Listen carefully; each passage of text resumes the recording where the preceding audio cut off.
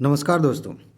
UPSC 300 की series में हम यहाँ तक पहुँच गए हैं। वैसे तो आपने थंबनेल पे पढ़ लिया होगा कि इस वीडियो में कौन कौन से टॉपिक्स शामिल हैं, लेकिन फिर इसे मैं बता दूं। ये पहला टॉपिक है केस शेप्ड रिकवरी। उसके बाद से दूसरा हम पढ़ेंगे औद्योगिक उत्पादन सूचकांक, और उसी से रिलेटेड है कोर इंडस्ट्री के बारे में थोड़ा सा जानेंगे। ठीक है।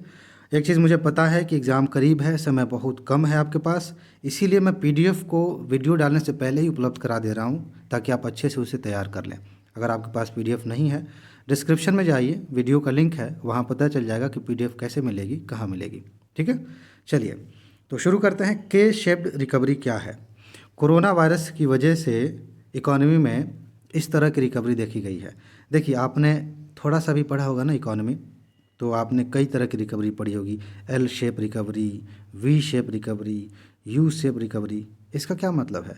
चलिए मैं एक एग्जांपल ले लेता हूँ के वाले पे आने से पहले। जैसे मान लीजिए कहा जा रहा है कि के वी शेप रिकवरी हो रही है। इसका मतलब क्या है? ऐसे ग्राफ बनता है, ठीक है।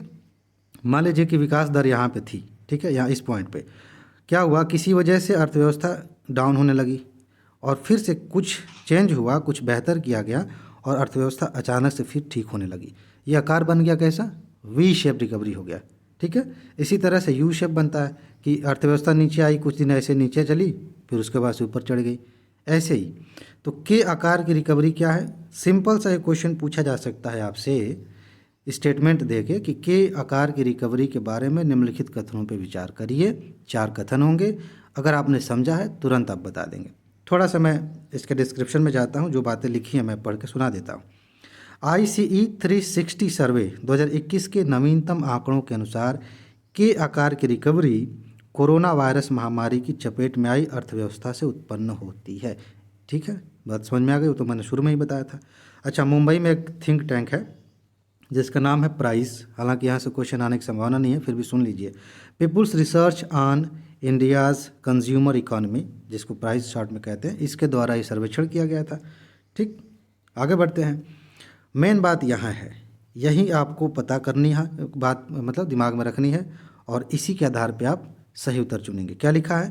के शेप्ड रिकवरी तब होती है, ध्यान दीजिएगा, जब मंदी के बाद अर्थव्यवस्था के विभिन्न हिस्सों में अलग अलग दर, समय या परिणाम में रिकवरी होती है। फिर से मैं समझा रहा हूँ, अलग अलग हिस्सों में। जैसे मान लीजिए कि ऑटोमोबाइल सेक्टर है, उसका अलग है, कोई और सर्विस सेक्टर है, उसका अलग है।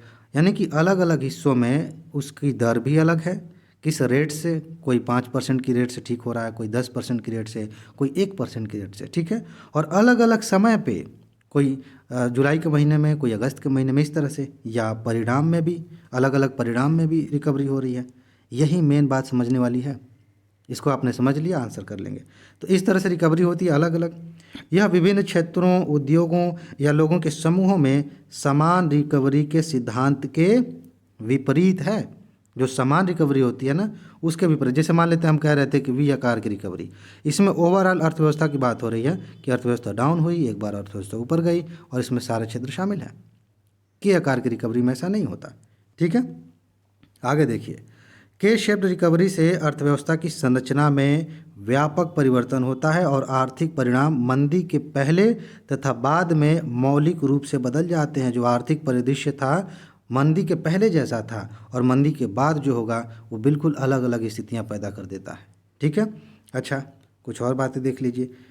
इस प्रकार की रिकवरी को के शेप्ड कहा जाता है क्योंकि, यहाँ भी थोड़ा समझने वाली बात है, क्योंकि अर्थव्यवस्था के विभिन्न क्षेत्र जब एक मार्ग पर साथ चलते हैं तो डाइवर्जन के कारण ऐसी स्थिति उत्पन्न हो जाती है जो कि रोमन अक्षर के की 2 भुजाओं से मिलती जुलती है। जैसे मान लीजिए, ये मैं फिर से ग्राफ जैसे बना रहा हूँ, अर्थव्यवस्था यहाँ थी, ठीक है, साथ में सब कुछ चल रहा था, लेकिन कुछ क्षेत्र इस तरह से आगे बढ़ने लगे, कुछ क्षेत्र डाउन होने लगे। के बन गया ना, ये तो था ही ऐसे। समझ में आ रही बात? तो 2 भुजाएं बन गई, के बन गया। चलिए आगे बढ़ते हैं। उपाय के तौर पे क्या करना है भाई? उपाय के तौर पर अर्थव्यवस्था के सर्वाधिक प्रभावित क्षेत्रों को संतुलित करने हेतु सरकार को इस समय जहां आवश्यक हो वहां खर्च करना चाहिए। कहने का मतलब ये है कि ये के बन रहा है ना, ये तो ऊपर चढ़ ही रहा है, कोई दिक्कत नहीं है। जो नीचे आ रहा है उस पर ध्यान दीजिए। आप यहाँ पे पैसा लगाइए, यहाँ सुधार करिए, ताकि एक साथ रिकवरी हो, ऐसे सब ऊपर जाए। समझ रहे हैं? सिंपल बात है। मुझे लगता है कि आपको समझ में आ गई ये बात, इसके बारे में इससे ज़्यादा जानने की ज़रूरत नहीं है। ठीक है, चलिए आगे बढ़ते हैं। अगला टॉपिक है औद्योगिक उत्पादन सूचकांक। इंपॉर्टेंट है, इससे प्रश्न पहले भी पूछे गए हैं, बहुत ज़्यादा इंपॉर्टेंट है। इसके आगे जो हम कवर करने वाले वहाँ से भी क्वेश्चन आया है और यहाँ से भी क्वेश्चन आया है, ध्यान से समझिए।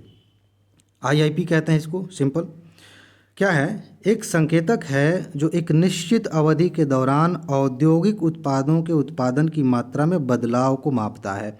औद्योगिक उत्पादन हो रहा है, कितनी मात्रा में उत्पादन हो रहा है, उसी को उसमें क्या चेंज आ रहा है, यही सब बताता है। ठीक है, क्वेश्चन यहाँ से बन सकता है, सांख्यिकी और कार्यक्रम कार्यान्वयन मंत्रालय, पहली बात मंत्रालय ध्यान रखिएगा, के राष्ट्रीय सांख्यिकी कार्यालय एनएसओ जिसको कहते हैं द्वारा, यानी कि इस मंत्रालय के तहत एनएसओ आता है और इसके द्वारा मासिक रूप से, ध्यान रखिएगा, हो सकता है पूछ लिया जाए कि 6 महीने पे, साल भर पे, ऐसा नहीं है, हर महीने मासिक रूप से संकलित और प्रकाशित किया जाता है इस रिपोर्ट को। समझ में आ गई बात, चलिए आगे बढ़ते हैं। यह एक समग्र संकेतक है जो कि, देखिए मेन बात तो यही थी।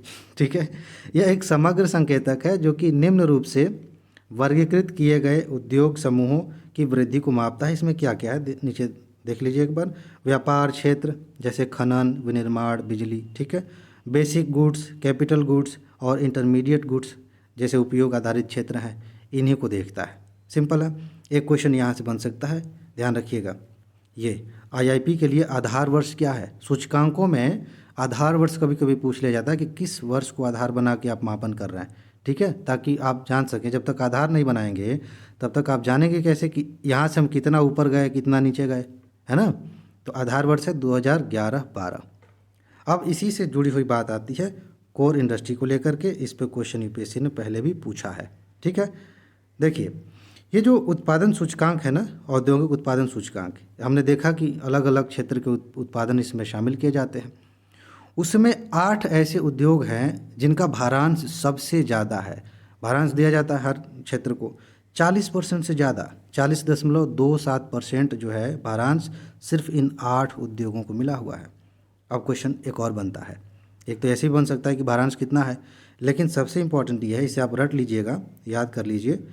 ये जो वेटेज जो है ना, उसको घटते क्रम में आप याद कर लीजिए कि सबसे ज़्यादा, ये 8 है, इसमें भी सबसे ज़्यादा किसको दिया गया वेटेज, सबसे ज़्यादा रिफाइनरी उत्पाद को वेटेज मिला हुआ है, उसके बाद से बिजली को, उसके बाद से स्टील को, उसके बाद से कोयला को, उसके बाद से कच्चा तेल, उसके बाद प्राकृतिक गैस और अंत में सीमेंट और फिर उसके बाद उर्वरक। ठीक है, इतना आप याद रखेंगे, मज़ा आ जाएगा। तो इसमें बस इतना ही है।